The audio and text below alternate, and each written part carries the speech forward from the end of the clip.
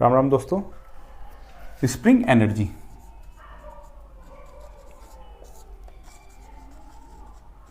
मैं इसको रिप्रेजेंट करूंगा यू से, ठीक है ना। स्प्रिंग में ऊर्जा। अब देखो,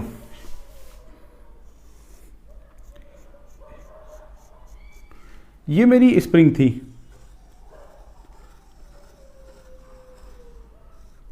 ये माध्य स्थिति, जब कोई परिवर्तन नहीं हो रहा, ये अपनी मूल लंबाई L0 पर है, माध्य स्थिति देखा। अब यदि मैं इस पर कोई बाह्य बल फोर्स लगाता हूं, कई बाह्य बल लगाता हूं,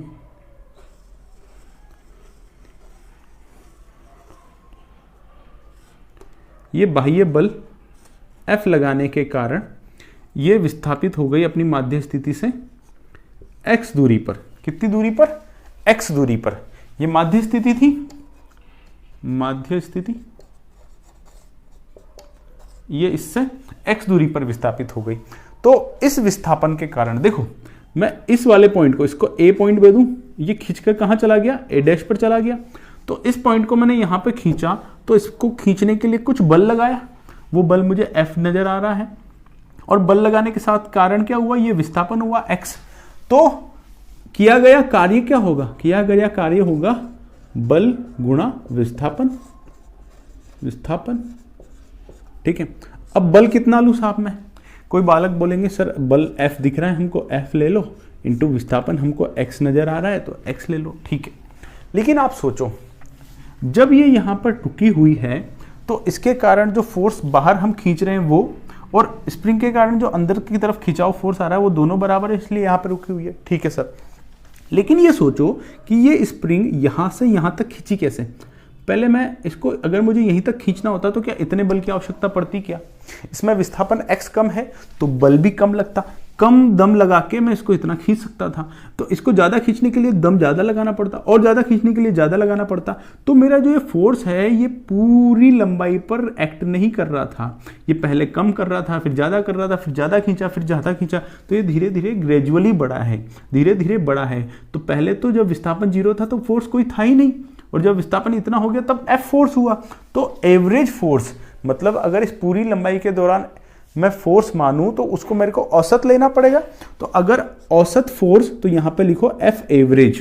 तो औसत फोर्स कितना होगा? शुरू में 0 था और बाद में अंतिम स्थिति पे F लग रहा है, तो बटा 2 राशियों का योग बटा राशियों की संख्या गुणा विस्थापन, ठीक है। यहां तक बात क्लियर।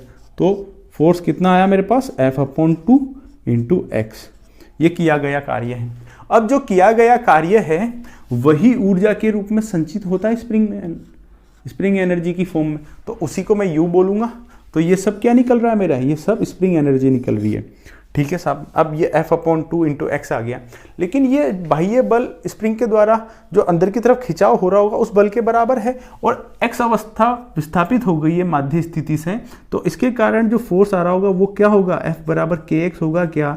अगर इसका स्प्रिंग इंडेक्स k है तो ये हम पढ़ चुके हैं, तो यहाँ पे इस F का मान रख दो kx इंटू x/2।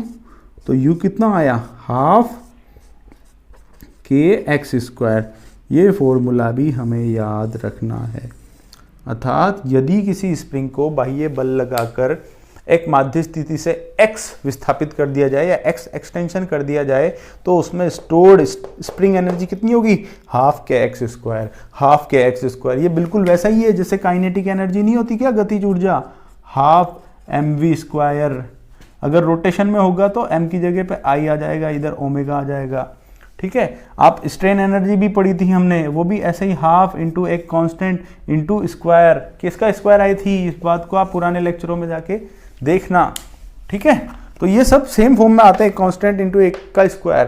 तो ये स्प्रिंग एनर्जी हमारी कितनी आई? Half kx²। ये दूसरा फॉर्मूला है जो हमें याद रखना है। इन दो फॉर्मूले के अलावा मैं स्प्रिंग में आपको कोई तीसरा फॉर्मूला याद करने के लिए नहीं बोलूंगा, स्प्रिंग का सारा काम हो जाएगा अपना, ठीक है। तो स्प्रिंग में जो स्टोर्ड एनर्जी होगी, स्प्रिंग एनर्जी, उसका मान कितना होगा? Half kx²।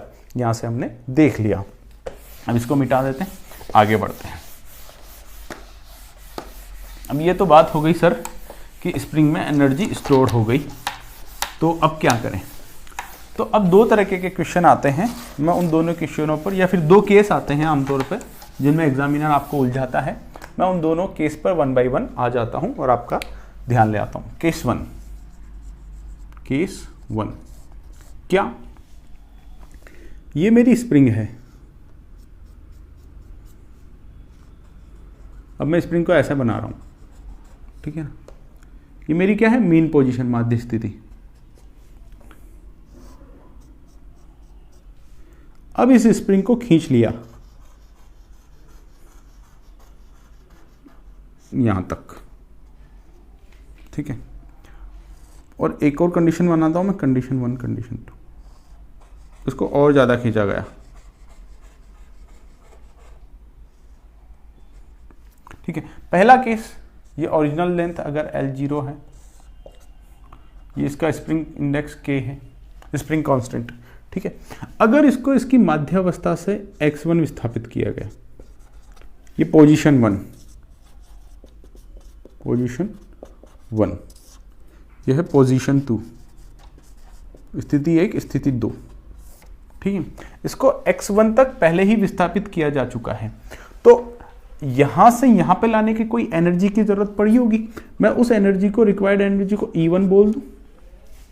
पोजीशन 1 के लिए जो रिक्वायर्ड एनर्जी थी इसको यहां तक लाने के लिए, वो E1 बोल दूं। और पोजीशन 2 में बोल रहा है अगर ये डिस्टेंस x2 हो जाए तो यहां पे जो एनर्जी रिक्वायर्ड होगी यहां तक लाने के लिए वो कितनी होगी, E2 होगी। तो आपको प्रश्न कैसे पूछेगा एग्जामिनर कि एक स्प्रिंग है, उसको अपनी माध्यावस्था से पहले x1 ला चुके हैं, तो अब अगर उसको हमको x2 विस्थापन करना है, माध्यावस्था से x2 विस्थापन करना है, तो कितनी और अधिक एनर्जी देनी पड़ेगी या कितनी और अधिक उसके अगेंस्ट वर्क करना पड़ेगा। तो देखो हमको क्या करना है, E1 से E2 जाना है, भाई इतनी एनर्जी तो उसमें पहले से दी जा चुकी है, हमको इस स्थिति पे जाना है, मतलब इसकी टोटल एनर्जी को कितना पहुंचाना है, E2 पहुंचाना है। तो E1 इतनी है, E2 पहुंचाना है, तो कितनी और देनी पड़ेगी, जितनी और देनी पड़ेगी वो कितनी होगी, E2 माइनस E1 के बराबर। अब E2 कितनी है, E2 हम स्प्रिंग एनर्जी को अभी अभी पढ़ के आए हैं, क्या होती है, हाफ के एक्स स्क्वायर, तो इसमें हाफ के, इस केस में x कितना है, x2, तो x2 का स्क्वायर। E1 कितनी होगी, यहाँ पे x कितना है, x1, तो हाफ के x1 स्क्वायर। तो जो और एनर्जी की जरूरत पड़ेगी उसकी वैल्यू कितनी होगी, हाफ के x2 स्क्वायर माइनस हाफ के x1 स्क्वायर। ये पहला केस है, इस पे कुछ कुछ न्यूमेरिकल आते हैं, सीधे सीधे कितनी और एनर्जी देनी पड़ेगी आप सीधा निकाल सकते हैं। तो सर इसमें इतना मुश्किल क्या था, आपने अलग से क्यों बताया। देखो अभी केस 2, केस सेकेंड। अब कई बार एग्जामिनर क्या करता है, यही वाली स्प्रिंग बना देता हूं मैं, ये मीन पोजीशन, ठीक है, इसको नीचे ले जाता हूं,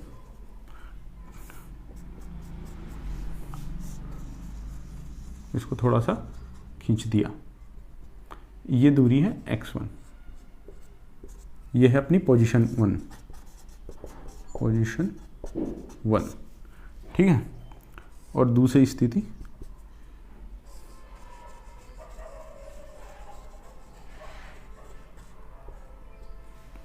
अब वो एग्जामिनर आपसे क्या कहेगा कि एक स्प्रिंग है जिसका स्प्रिंग कांस्टेंट कितना है, K, उसकी ओरिजिनल लेंथ L है, उसको पहले ही हम x1 खींच चुके हैं, मतलब माध्यावस्था से x1 विस्थापन हम पहले ही कर चुके हैं, तो उसके लिए एनर्जी कितनी चाहिए होगी, उसको हम E1 बोल देते हैं। अब इसको इस पोजीशन से x2 और खींचना है, मतलब उसने x2 कहां से दिया है मुझे, उसने इस पोजीशन से दिया है। x1 खींच चुके हैं, यहां से x2 और खींचना है, तो इस पोजीशन के लिए जो एनर्जी चाहिए कि उसको E2 बोल दूं। तो अब वो पूछेगा x1 के बाद x2 और खींचने के लिए जितनी एनर्जी देनी पड़ेगी उसका मान बताओ। तो हमको कहां तक जाना है, E1 से E2 जाना है, तो चेंज इन एनर्जी कितना आएगा, कितनी और सप्लाई करनी पड़ेगी, E2 माइनस E1। सर इसमें कौन सी बड़ी बात है, इसमें बड़ी बात यह है कि स्प्रिंग एनर्जी क्या होती है, हाफ के एक्स स्क्वायर, हाफ के एक्स स्क्वायर। अब x क्या लूं, ये जो x होता है ये माध्य स्थिति से कुल विस्थापन होता है, तो ये आपका x2 नहीं आएगा, x2 तो आपका ये पहले वाली पोजीशन से है, इसकी माध्य स्थिति से विस्थापन तो ये आएगा, ओरिजिनल पोजीशन से कितना आप खींच चुके, तो ये x2 है, ये x1 है, तो टोटल ये विस्थापन कितना आएगा, x1 प्लस x2 ठीक है। तो यहाँ पे जो हाफ के x1 प्लस x2 का स्क्वायर आएगा। आई बात समझ में? माइनस E1 तो हम पहले ही निकाल चुके, हाफ के x1 स्क्वायर। तो इतनी एनर्जी हमें और देनी पड़ेगी। तो कुछ नहीं है, इनमें कोई विशेष बात नहीं है। एग्जामिनर जो आपको उलझाता है वो ये उलझाता है कि उसने डिस्टेंस ये और दे रखी है या मीन पोजीशन से दे रखी है। तो जब भी आप ऐसा कोई क्वेश्चन पढ़ेंगे बड़े ठंडे दिमाग से पढ़ेंगे कि वो हमको दूरी कहाँ से दे रहा है, वो माध्य स्थिति से दे रहा है या पहले तक जहाँ तक खींचा हुआ है उसके बाद की दूरी दे रहा है। जैसा मैंने यहाँ पे आपको एक्सटेंशन दिखाया है, खींचता हुआ बताया है, उसका जस्ट उल्टा भी हो सकता है। ठीक है, जरूरी नहीं सारे केसेस में यही आए, हो सकता है क्वेश्चन ऐसा भी हो सकता है कि हमने यहाँ पे कंप्रेशन लगा दिया। मैं इसको दोबारा ही बना देता हूँ, है ना। यहाँ पे कंप्रेशन लगा दिया, ये x1 हो जाएगा, ये x1 हो जाएगा, ये x2 हो जाएगा। तो इसको दबाया भी जा सकता है, इधर फोर्स F ऐसा लगाना अभी यहाँ पे, ठीक है ना, बाह्य बल F।